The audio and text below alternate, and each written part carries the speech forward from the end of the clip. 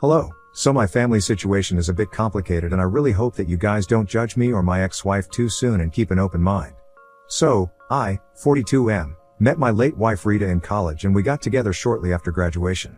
We were together for almost 2 decades and have a 15-year-old son together as well. But we lost her to ovarian cancer almost 3 years back, and it's complicated because she had been diagnosed almost 2 years before she passed away, and at the time, both of us had been considering getting a divorce. Things had just not been going well for a real long time and neither of us was happy with the other. We would pretend everything was fine for the sake of our son.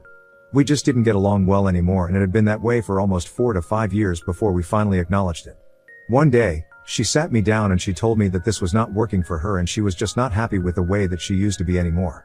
A lot of things had changed since our initial years of marriage and I had a good sense of it as well, and even though I wanted to feel bad about it, I just felt relieved, so we came to an agreement that within a few days, we would break the news to our son and let him know that we were separating. But we were never able to do that because just 1 week after we had that discussion, she was diagnosed with ovarian cancer. It had gone undetected for way too long because the symptoms were just not noticeable enough, and unfortunately, it was much too late by the time she was diagnosed. Obviously, divorce was off the table as soon as we found out about the cancer because we couldn't deal with all of that at once. She had given me an out, though, by telling me that I was free to leave her if I did not wish to stay and take care of her while she was sick, because she had actually been cheating on me for almost 6 months before she had finally acknowledged that our marriage was not working and told me about her plans of getting a divorce. Even then, she had no intention of telling me about the affair until the divorce was over because she was afraid of how I would react.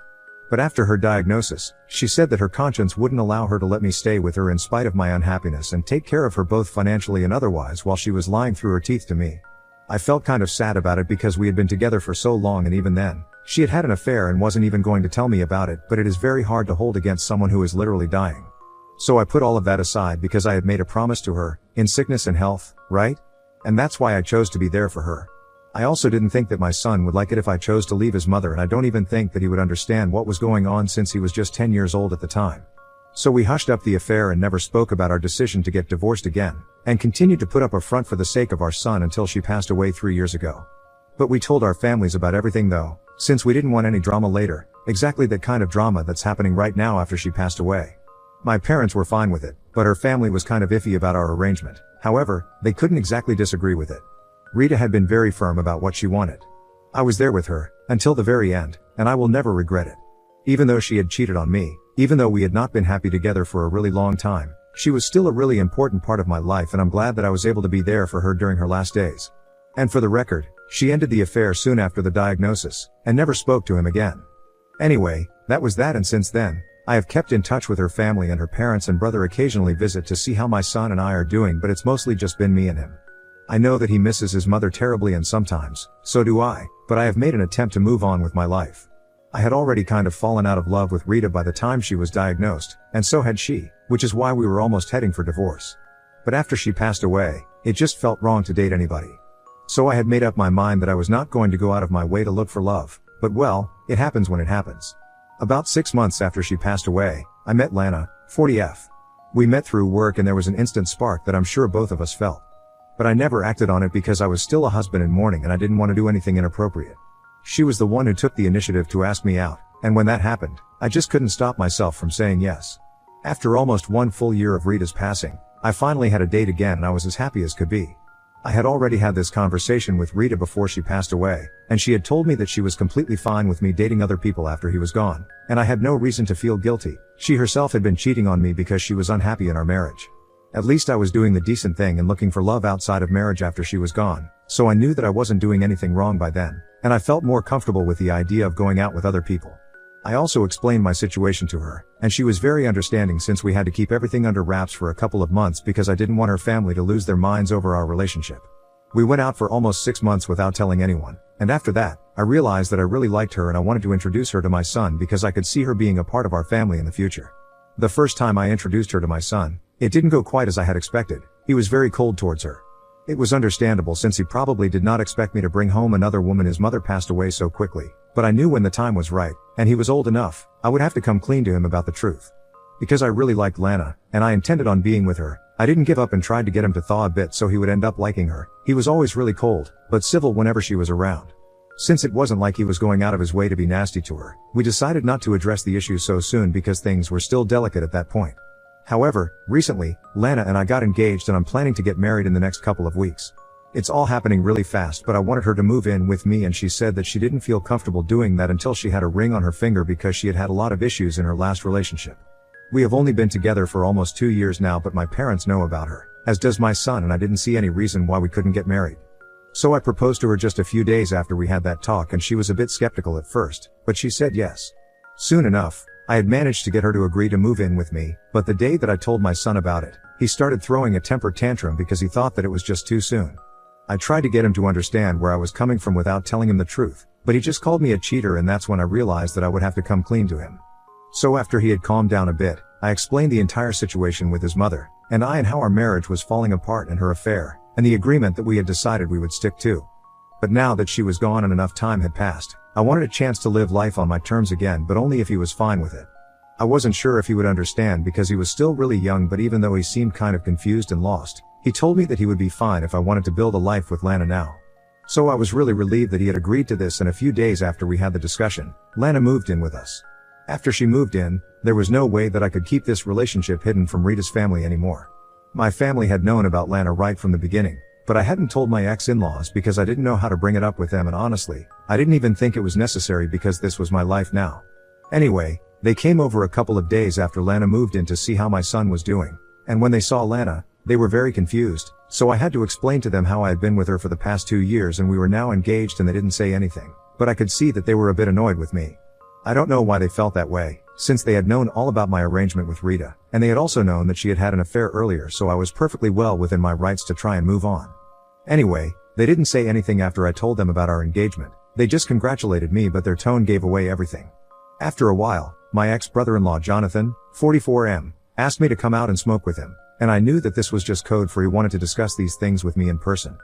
But I still went out with him, and once we were outside, he congratulated me yet again and started asking me questions about how long we had been together, when I had met her, and all sorts of other questions to deduce whether there had been any overlap.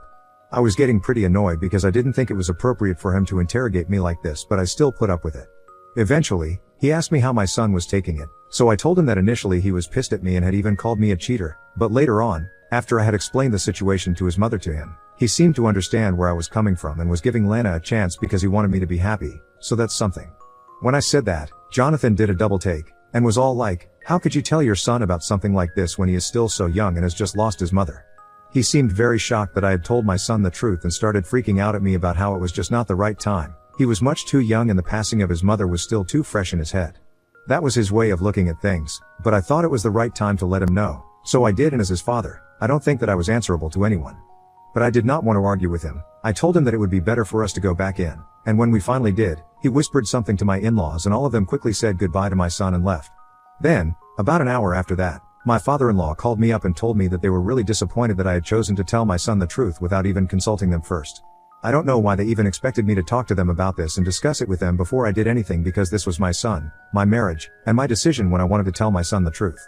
My son is 15, and if I think that's old enough for him to understand, I don't think they should have a problem with it, and we got into a really heated argument, after which I hung up on them because I wasn't interested in wasting my time and energy arguing with people who just wouldn't understand.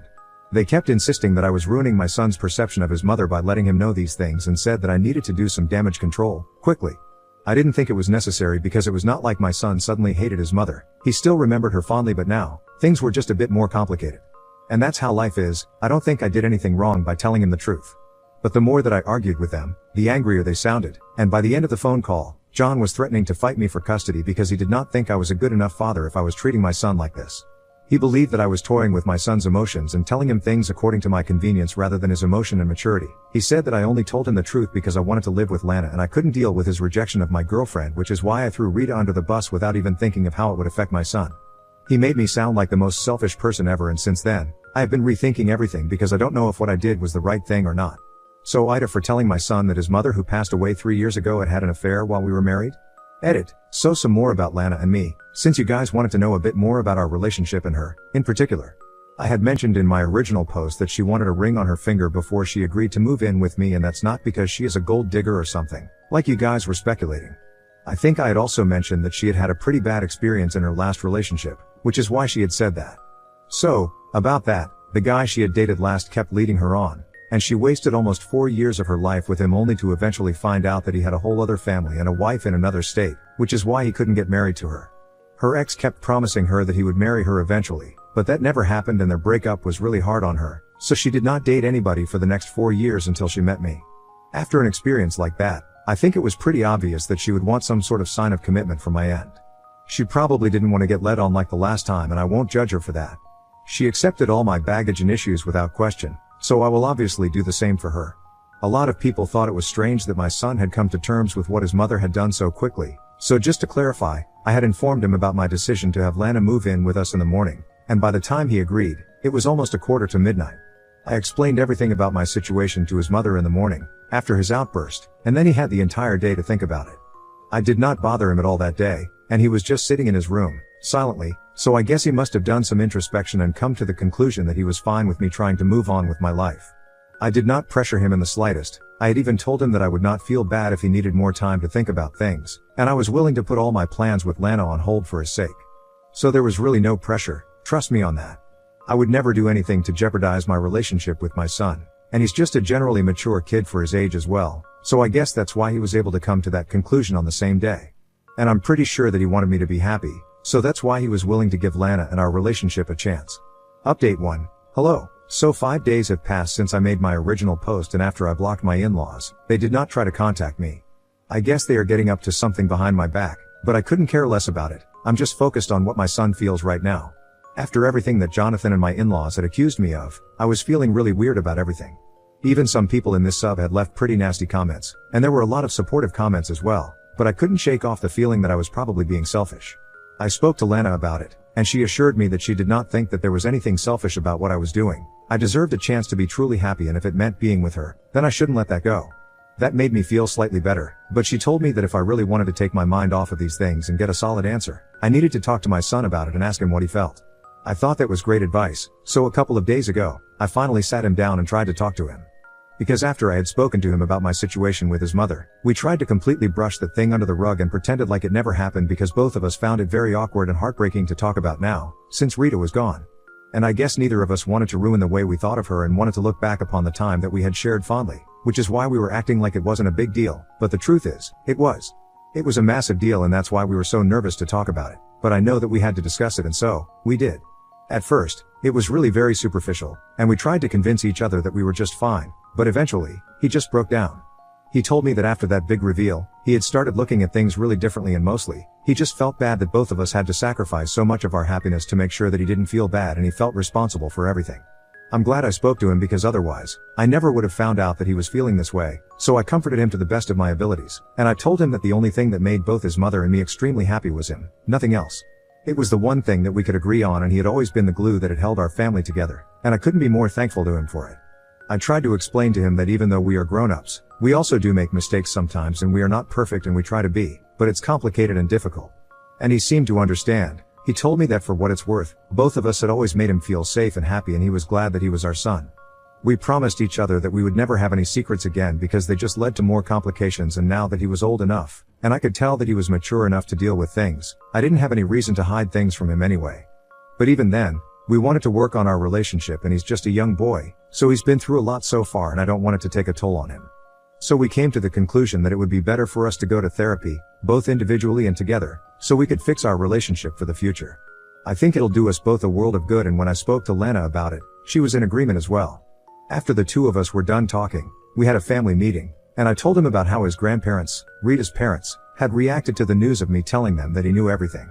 I had said that I would not keep any secrets from him, so this was me trying to have an open and honest relationship with my son, and when I told him about it, he said that his grandparents were being ridiculous, and so were his uncle, because he did not think that I had done anything wrong.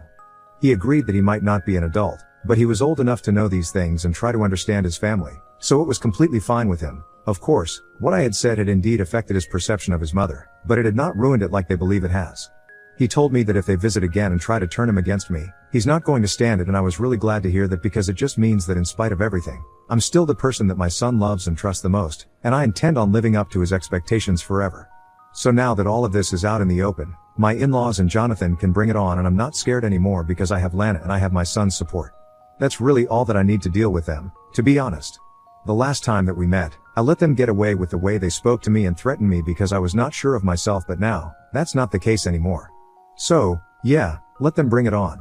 Update 2. So, after almost 2 weeks of having absolutely no contact, my ex-in-laws and Jonathan showed up this morning along with their lawyer. And with them, they brought along the paperwork for me to terminate my parental rights. I opened the door, but I did not invite them inside to sit, so Jonathan told me that she had brought along the paperwork and now, they could finally take my son off my hands because I was clearly not interested in being a father anymore, and I was more inclined to frolicking with Lana. I thought it was a very weird thing to say, and I told him to get out almost instantly because I had no intention of dignifying this with an argument. But he refused to leave and started yelling for my son to come downstairs because he knew it was the weekend, so he had no school today. When he started shouting, I absolutely lost it and ended up shoving him really hard. I probably shouldn't have done that, but then, he shoved me right back and within seconds, we were crawling, and it was really nasty because 2 grown men doing stupid crap like this, it's just not acceptable, and later on, I felt really guilty and stupid that I had done something like this. Eventually, my ex-father-in-law and the lawyer were able to break us apart, and Lana had also heard the shouting, so she rushed inside and held me back after that. By then, even my son had heard the noises, so he had come downstairs and both of us were red in the face, and I kept telling my son to go back to his room and let me deal with this, but when Jonathan told him that he was free to leave now, my son simply stood there and declined as politely as he could. That seemed to shock Jonathan and his parents, and they tried to explain to him that my son really had no reason to continue living with me if he didn't want to, and my son clarified that he knew that. He wanted to continue living with me because I was his father and he didn't think that I had done anything wrong. Then, he told his uncle that he really respected the fact that he was looking out for him and really admired how strongly they felt about the situation, but he was fine and he did not need anybody to rescue him. My ex-in-laws tried to argue with him and said he didn't know what he was talking about, and he was too young to realize what was good for him. But then, my son said that he really didn't care because ultimately, I still his father, and he trusted my judgment. That was all that I needed to hear, and I calmed down considerably after that. Once he said that, I told Jonathan that the kid had made his decision, so now, he could leave. But Jonathan just stood in the doorway with the lawyer and kept insisting that my son did not know what was right for him until my son got frustrated and told him that he just wanted to be left alone because all they were doing was annoying him, and they did not know him as well as they believed they did, and in fact, they didn't even know their daughter as well as they thought they did, let alone him. So now, he just wanted them to leave us all to live in peace, and then, it was his turn to be yelled at, but that was not going to happen on my watch. As soon as Jonathan started shouting at my son, calling him stupid and ungrateful, and whatnot, I shoved him hard yet again, and this time, he lost his balance and took a few steps back. So I took the opportunity to slam the door shut and told him he needed to leave or he would be dealing with the cops. He then cursed me out but eventually left, and that was that. After that, I gave my son a huge bear hug and he hugged me right back before he went back to his room. I just hope that Jonathan and my ex-in-laws have learned their lesson now, and they know that they cannot brainwash my son to go against me. Update 3. Hello. Quite some time has passed, and as of now, Lana and I are married. We got married a couple of years ago, in a private and small ceremony in our very own backyard. There were very few people, it was mostly just family and a few of our close friends. My son was my best man, and it just goes to show how much progress we have made as a father and son, because just a while ago, he and I were fighting because she had to move in with us now. He was my best man for my wedding to the same woman. We have been in therapy individually and together for the past couple of weeks and have made a lot of progress, so I would like to thank those therapy sessions as well. We have not heard a peep out of Jonathan or his parents ever since that last showdown that we had at my house, and my son put them in their place. My son and I have them blocked everywhere, so they can't even reach out to us if they want to, and if they do try to talk to us, I'm just gonna file for a restraining order against them because I think we have made it sufficiently clear that we don't want them around anymore. If they can apologize and try to make amends for the way that they behaved with me, then I might even consider it, but for now, it's a no-go for me. But anyway, my family is finally happy, and that's more than I could have asked for.